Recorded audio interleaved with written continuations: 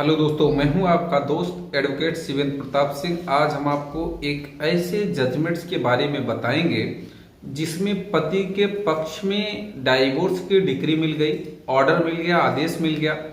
देखिए, इस केस से रिलेटेड 2-3 जजमेंट्स और मैं जिक्र करूंगा, चर्चा करूंगा, लेकिन इससे पहले आप समझें कि कई ऐसे भी केस होते हैं, कई ऐसे केस सामने आते हैं जिसमें लड़की ये कहती है कि मेरी शादी जबरन कर दी गई, बिना मेरी मर्जी से कर दी गई है, मैं किसी और लड़के से प्रेम करती हूँ, उससे संबंध रखती हूँ, तो मैं तुमसे संबंध नहीं बना पाऊंगी। तो ऐसी स्थिति में देखिए कि पति तो जानता नहीं था कि तुम्हारा क्या है, बैकग्राउंड क्या है, तुम्हारा पिछला क्या है, आगे की स्थिति कैसी बनेगी।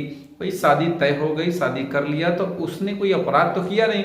लेकिन अगर पत्नी ने संबंध बनाने से मना कर दिया, कुल मिला के ग्राउंड्स यही है।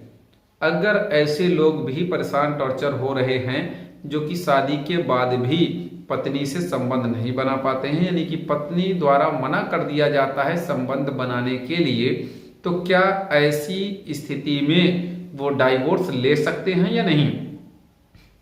अब 2 तरह के प्रश्न होते हैं कि मैंने अगर डाइवोर्स का केस पहले फाइल किया तो हो सकता है कि वो दुनिया भर के केस करे जिसमें मैं परेशान हो जाऊंगा, मेंटेनेंस देना पड़ेगा।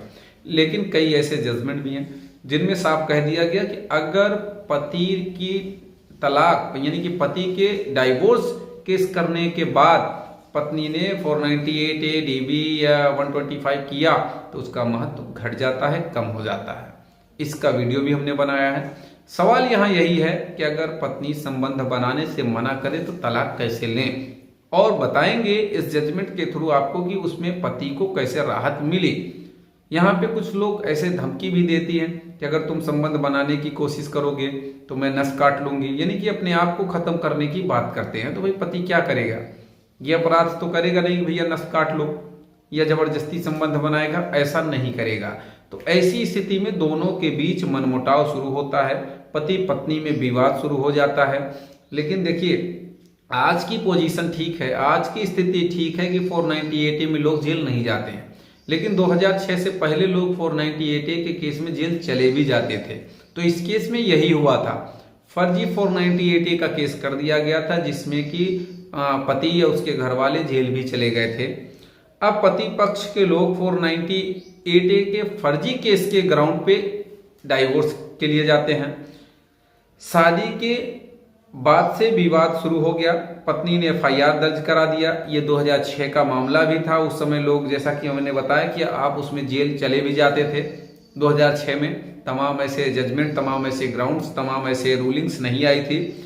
अब पति ने डाइवोर्स फाइल किया संबंध न बनाने के ग्राउंड्स पे, यानी कि कुल मिला के पति ने डाइवोर्स इसलिए फाइल किया क्योंकि भाई उसका जब संबंध ही नहीं है, पति पत्नी का संबंध नहीं है, संबंध बनाने से वो मना कर देती है, तो ये कहीं ना कहीं मेंटल क्रुएल्टी की श्रेणी में आता है और उसे डाइवोर्स मिलना चाहिए।